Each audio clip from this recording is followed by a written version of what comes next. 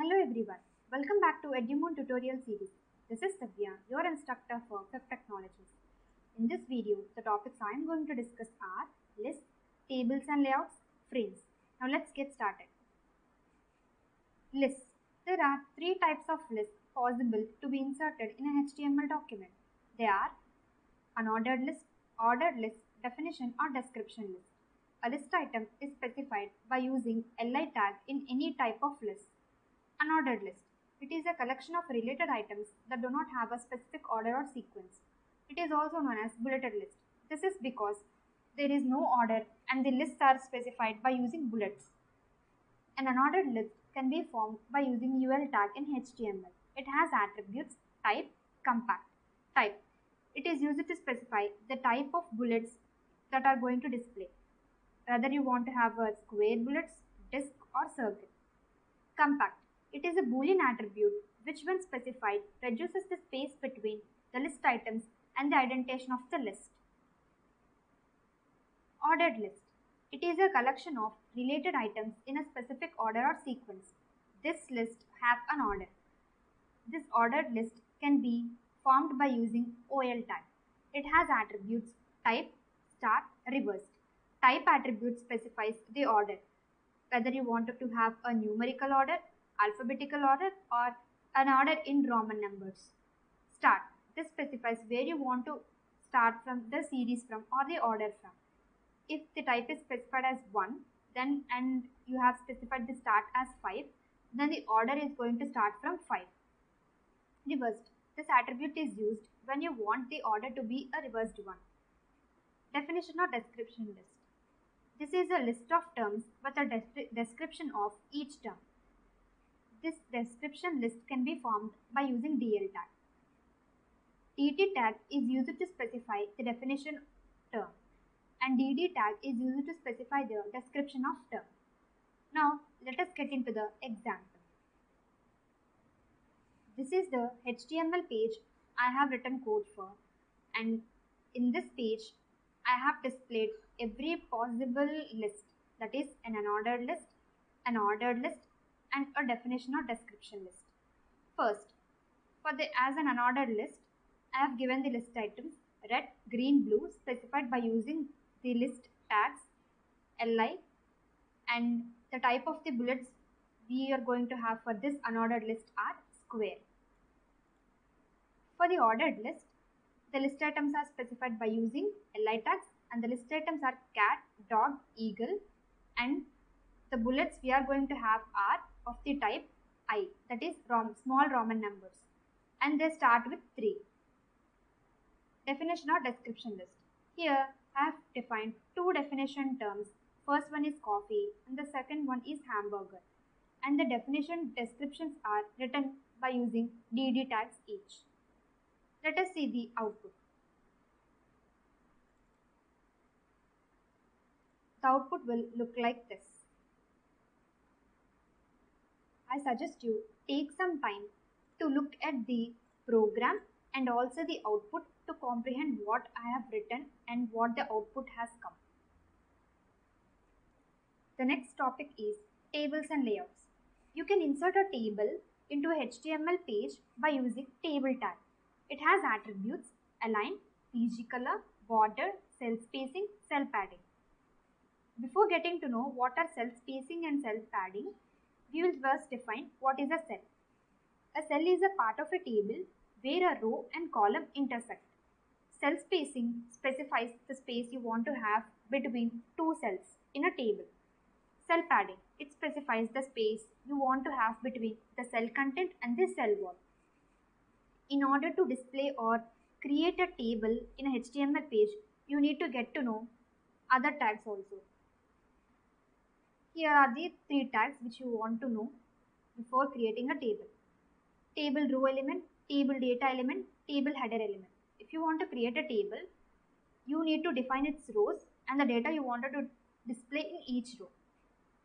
If you want, the tr tag in HTML is used to define a row. It has attributes align, valign, bg color. Align. It is used to specify the alignment of the table row in the table. Valign. This is used when the content of the table row is in a vertical form, and this is used to specify whether you wanted the content to be displayed at the bottom, top, middle or baseline of the cell. BG color. You can have a different background color than that of you have for the whole table, and for every table row you can have a different color separated from the whole table color. Next, table data element. This table data element TD tag is used to define the data in a row. It has attributes call span, row span, headers. Call span. It is used to specify the number of columns a cell should span. Row span.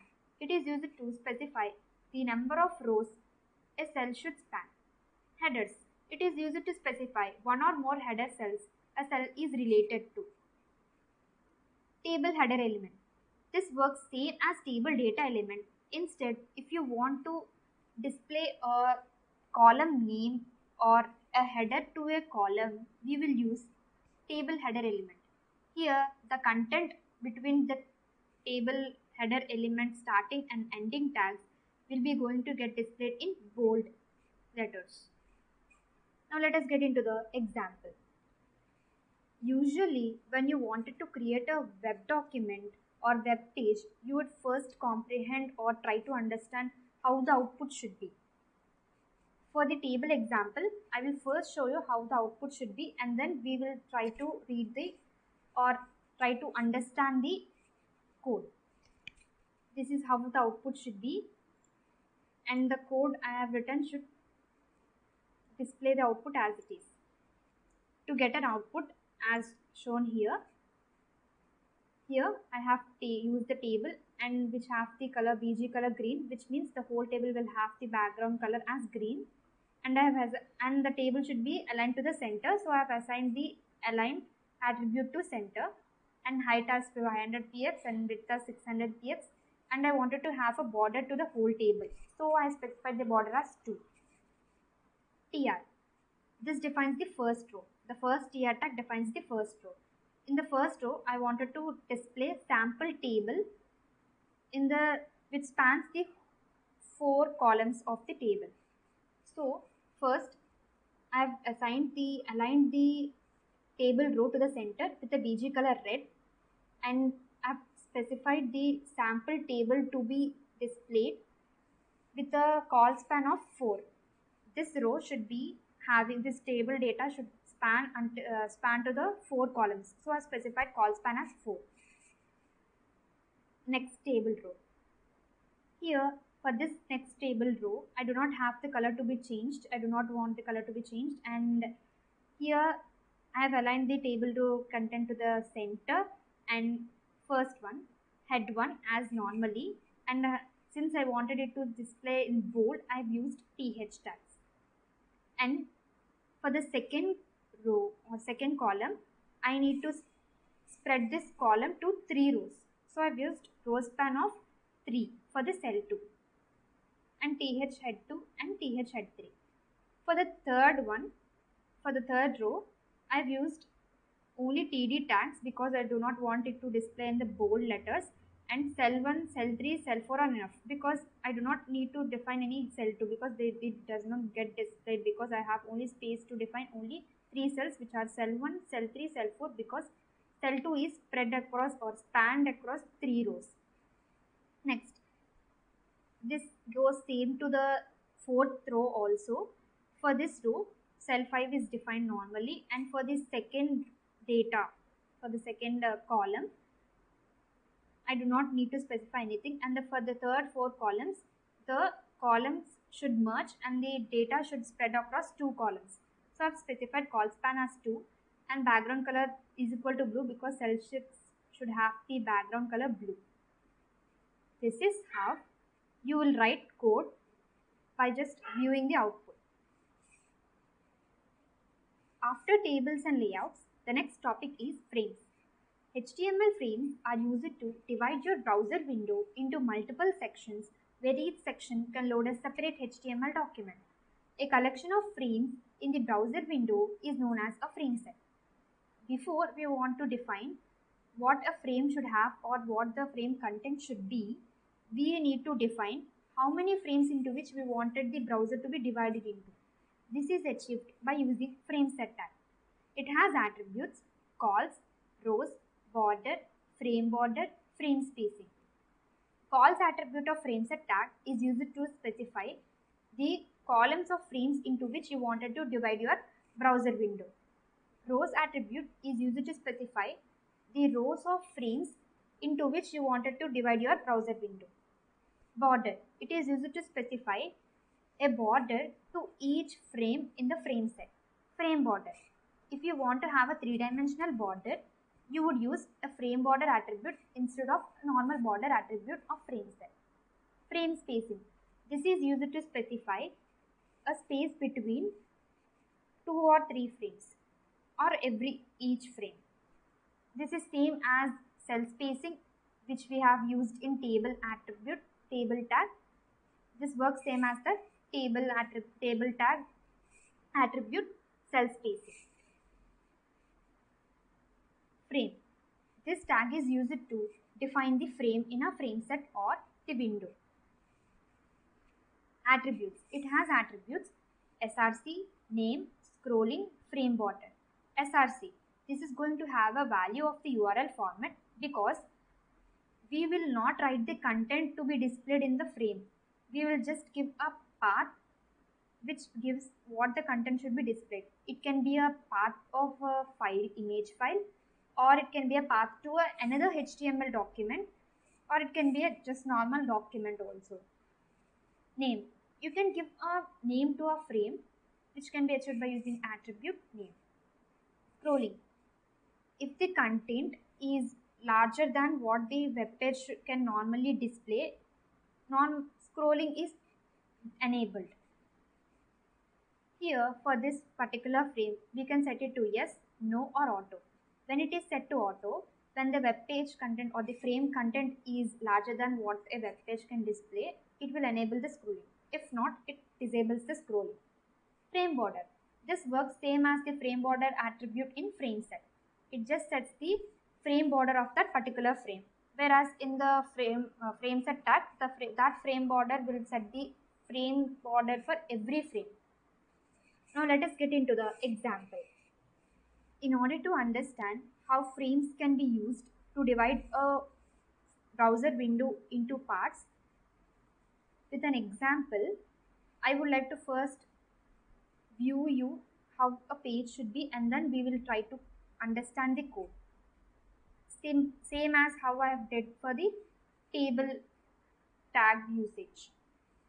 We will first understand how the page should be, and we will see how to write the code.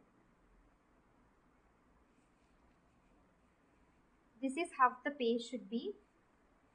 This page is divided into 2 frames. The left frame should contain the table contents of the tables.html page, and the right frame should have the contents of html.html file, which is list.html, and a border line is displayed so we need to give a border to the frame. So let us see how we can achieve this here. This is a simple code we can use to achieve the output I have shown you. Frame set. Since I have to divide the window into 2 frames, that is in columns format, into 2 columns, so I will use calls attribute of frame set tag, and I have specified the first frame space of the window as 50% and star I have specified for the second frame, which means after allotting 50% of the window space to the frame 1, the remaining space should be allotted to the frame 2. Frame border, this specifies that a border should have a 3D border and all the frames should have a 3D border. Frame, here the first frame will have the path as an attribute src, which means that you have to specify the path of the file you wanted to display, and here I need to display tables.html file output, so I will use the path of tables.html in my local system. And for the second frame, I need to specify the path of the list.html in my local subsystem. In this way, we use frames. This is how we use frames for just dividing our window into multiple windows or frames.